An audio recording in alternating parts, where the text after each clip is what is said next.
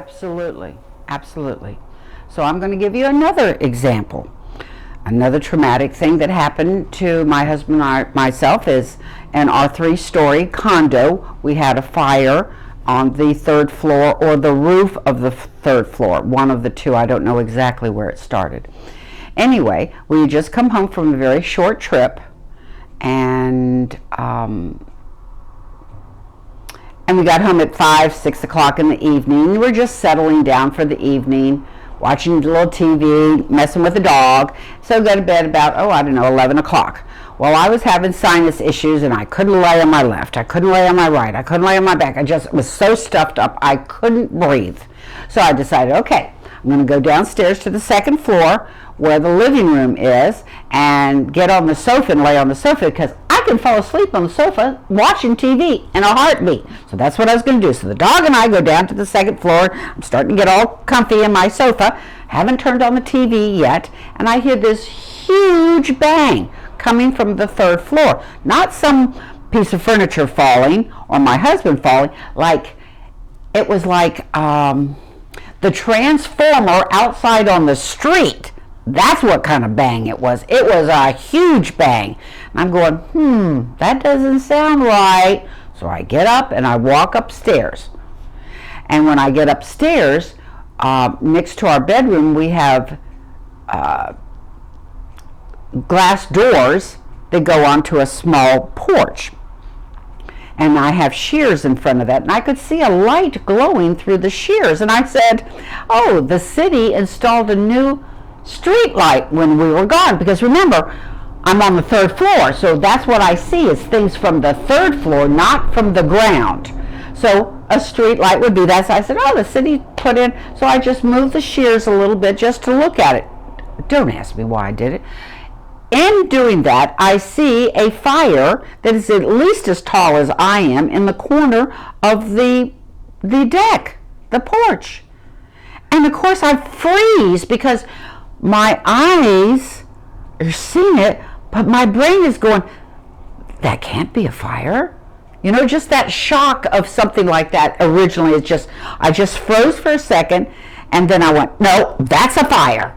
So I go back, I go to the bed where my husband is sleeping, and I jump on him, and I'm shaking his shoulders, and I'm saying, fire, honey, fire.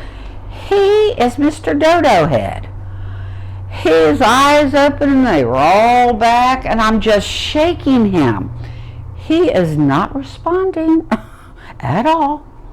Now, as I'm doing this, I hear someone banging on my front door. And I know that they've seen the fire from the outside. And they're just trying to alert us. I know that's what's happening, but I will not leave my husband. He was not acting normal, and I was not going to leave him because the porch was right next to our bedroom where he was. So I'm still trying to shake him, and then I hear this man's voice saying the same thing. Where are the people? Where are the people? Where are the people? I yell, 3rd floor! So this man comes in, and I said, I can't get my husband to wake up. I can't get him to wake up. He says, I'll take care of him. Do you have kids or do you have animals? I said, yes, I have a bird in the next room. He says, you go take care of the bird. I'll take care of your husband. So I go in and I get my bird, and he's in a big cage, and of course I put my hand in there and it's at night, and he's thinking, oh, this is it. He bites the hell out of me, and he flies out of the cage because I never put my hand in there to grab him, never. So he's thinking, oh, this is it. This is my last day. So he flies out. Now I'm on the floor looking for him. And I know it wasn't the transformer because the lights are on in the house. Because I can see. So, you know, I'm not thinking about where this fire came from. I'm just instinctively going to survival mode. I'm trying to save the bird. This other guy is taking care of my husband. He said, we're going to meet on the 2nd floor. I said, fine. So the next thing I heard is I'm on the floor. I hear this guy's voice saying, where are you? Where are you? I said, I'm almost here. I said, I almost have the bird. Got the bird, put him in a little temporary cage, and I go downstairs. So the dog, my husband, this gentleman who's name is Troy, is my neighbor, myself, and the bird. We're all on the second floor together. We all leave the house together. We go next door to the condo, get him, because we don't know how far this fire is going to go, get him out of the house, and we all go to a neighbor's. Now, by this time, fire engines are here. The alarms are going off in the house. Matter of fact, the alarms were going out when I was doing the bird. This is winter time. Yeah, this is winter time. Let me tell you what it was like outside. It had about 6 inches of snow on the ground. The winds were, oh my God, 40 miles an hour. It was freezing. It was nasty.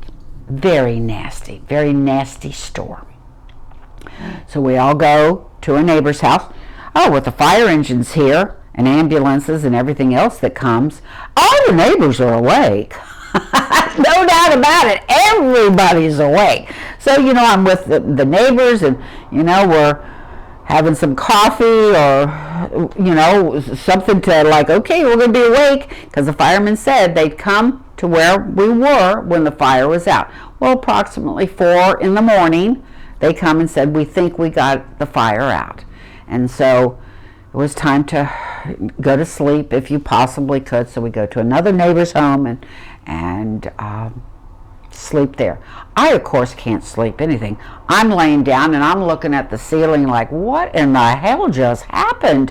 I mean, it's so unreal for all these things to go on, but they're real. You can look at and see that there's a fire. You can see that there's damage. You can see the fire.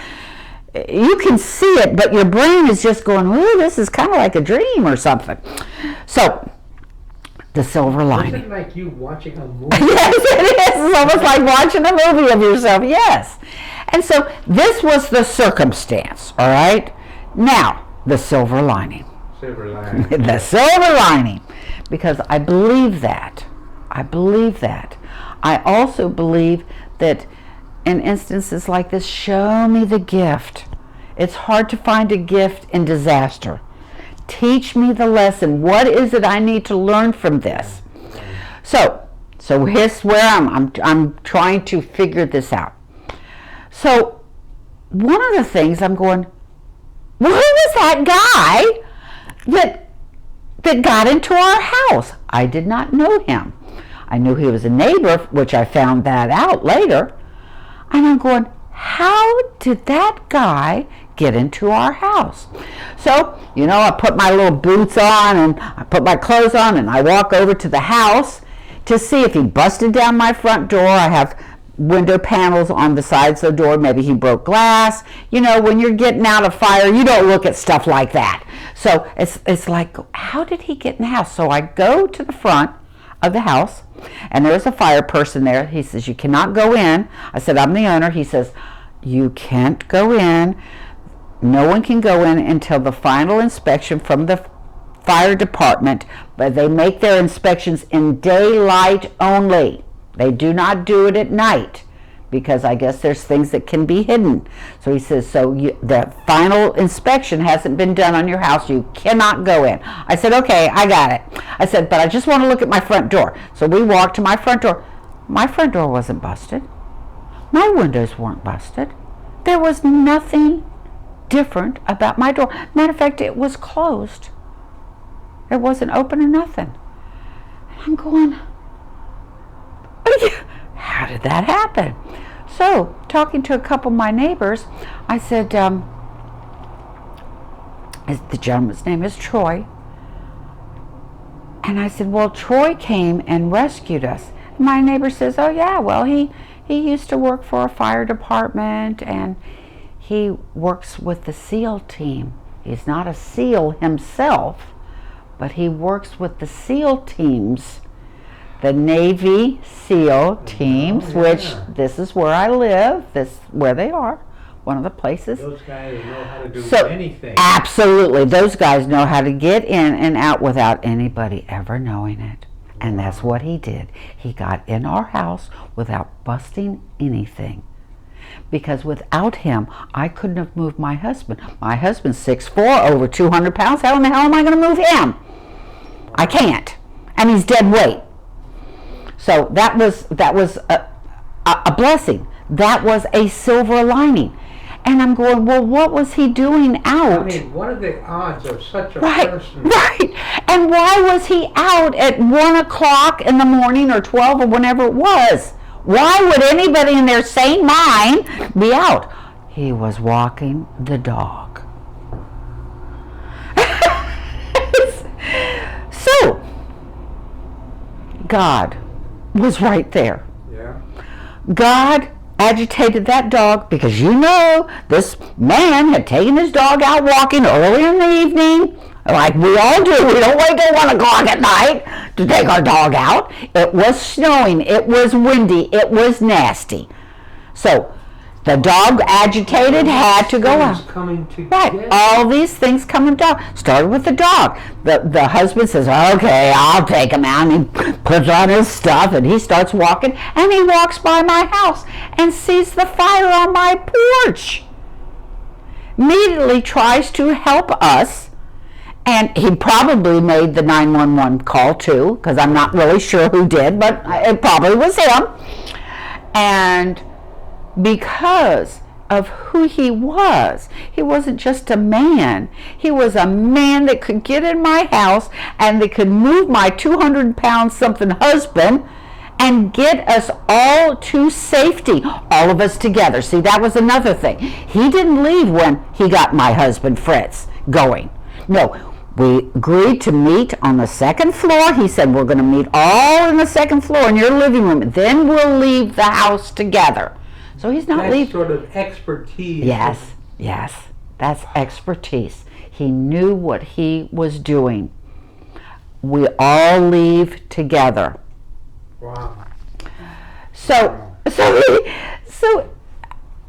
not only did I have this angel that happened to be my neighbor, he had the talents to get in my house, because I wasn't going to unlock my door. I wasn't going to go down to the first floor and let whoever that was in, because my husband was more important. I had to take care of him first. He was my top priority.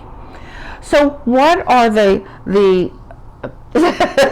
statistics that he was walking his dog in nasty weather, who he was, how he took care of all of us and got us to safety. His expertise. Right. Wow. What So, are the odds? that's the silver lining. That's the silver lining. Yes. Yes, the fire happened. Yeah. Yes, things were destroyed. Water destroyed more things than the fire, because since it was on the third floor, all that water went behind the walls, in the ceilings, on the floor. It was a big fat mess. It was very destructive to see all your things that way. But he blessed me. He was right there with me. Now some people says, well, he caused the fire. I don't believe that. God gave us free will. We make the decisions. Not of them always good. I'm convinced, when I heard that bang so loud, I was convinced that was lightning hitting my house. Now, there is a thing called snow lightning. I have never seen it myself, but there is a thing called snow lightning. And we had snow, and the skies were nasty and full of coldness and humidity and just dampness. So these were the conditions. I believe it was snow lightning. My insurance company did not agree with it. So it came down to unknown origin of that fire. That's what it had to come down with, because they did not agree with that. But I heard it. Did I see it? No. I wasn't on the outside of my house when the fire started. I was on the inside of my house, but I heard it. So that is the silver lining, that there's still, God has ways of helping you. He agitated that man's dog. Gotta go out. He, whined, went in circles, whatever he did. And so that the husband put his boots on and put his coats on and went out and took care of the dog. And that's when he saw the fire. So there's the silver lining in the midst of a tragedy, once again. Your faith can save you. I totally believe in that.